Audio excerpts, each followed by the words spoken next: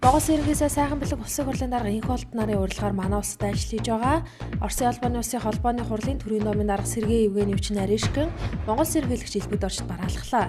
Энэ удаагийн аль биесны айлчлал нь уламжлалт найрсаг харилцаатай хоёр оны харилцаа хамтын ажиллагааг улам өргөжүүлэх чухал нэмэр оруулна гэдэгт найдаж байгаагаа тэрээр онцлсан байна. Улсын хурлдах бие даагчдын зөвлөлөөс өчигдөр мэдээлэл хийлээ. Бие даагч гишүүд өрөө удирдлагын хуулийг яаралтай батлах шаардлагатай засгийн газрын хэрэглэх газрын даргыг өгсрүүлэх асуудлаар байр суурь илэрхийлсэн юм а. Улсын хурлын гишүүд даваасруу сүүлийн цагаан сар баяр наадмын өмнөхөн олон чухал хуулийг бөөндөг хандлага гарч байна. Ашигт малтмлын хууль, гацууртын ордын төрийн эзэмшлийн хувь хэмжээг тогтоох асуудал, урт нэртэй хуулийн журамд өөрчлөлт оруулах гэж чухал хуулийг сар шинийн баяр давхцуулж батлах гэж байна. Ашигт малтмлын хуульд өөрчлөлт оруулснаар төрийнхөө хувийг татвараар солидог дэлхийд хаанч байхгүй жишээг бий болох гэж байна. 5-7 оюутлогоо Эрдэнэтгэд томоохон ордуудаа нэр цогцсон байгаа нь аюултай. 5-7 дээр байгаа 1072% олон оюутлогын 34%-ийг нөөцийн татвараар солилцоглоо гэж сууж иж магадгүй нөхцөл байдал үүсээд байна гэж мэдгдэжээ.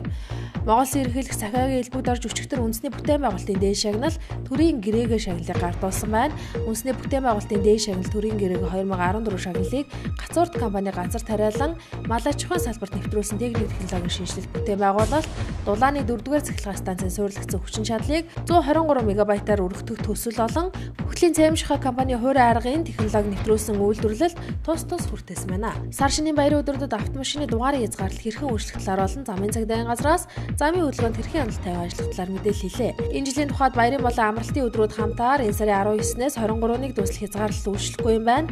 Мөн замын цагдаагийн газраас архи согтууруулахундаа тэр дундаа архи хэрэглэсэн үедээ автомашин жолоодохгүй байхыг онцгойлон анхааруулсан байна. Энэ сарын 18-наас нийт утгаар цагсаар жогцсон өдрөгтөл замын хальтаргаа гулгаанаас боломжлон хөдөө орон нутгийн замд хурдаа тааруулан хөдөлгөөнд оролцохыг замын цагдаагийн газраас анхааруулж байна. Үйлдвэрүүдийн аж ахуйн яамнаас 1-р сарын 25-наас эхлэн нөөцийн мах худалдаална гэж мэдээлсэн. Гэсэн ч өнөөдөр хүртэл нөөцийн махыг хизээ хэрхэн хэдэн төгрөгөөр худалдаалах нь тодорхойгүй. Өөрөөр хэлбэл гацаанд орчиход байгаа юм байна. Учир нь нөөцийн мах бэлтгэсэн компаниудад килограмм тутамд 1000 төгрөгийн урамшууллыг төрөөс олгож байгаа. Гэтэл аж ахуйн нэгжүүдэд өнгөрсөн жилийн урамшууллын мөнгнөөс 4.5 тэрбум, энэ жилийн урамшуул болох 14 тэрбум төгрөгийг олгоогүй байгаа учраас ийхүү нөөцийн мах хизээ худалдаанд арах нь тодорхойгүй байгаа юм байна. Энэхүү урамшууллын мөнгийг шийдвэрлэхээр байнгын хороо болоод улсын хурлын төвшөнд хилцэж байгаа гэдгийг үйлдвэрүүд аж ахуйн яамнаас анхааруулж байна.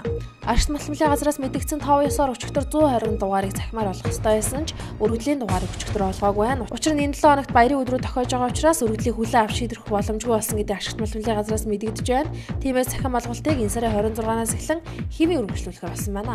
Хилмиг төслийн хөшөөний дэргэд үлсгэлэн зарлаж байгаа хөдөлгөөний гишүүдийг дэмжихээр ирсэн байгаль орчны хамгаалах иргэний зөвлөлийн тэргүүтэй хөдөлгөөнүүд болоод босоо хөх бүлгмийн хооронд баггүй маргаа өчтөр үүссэн байна.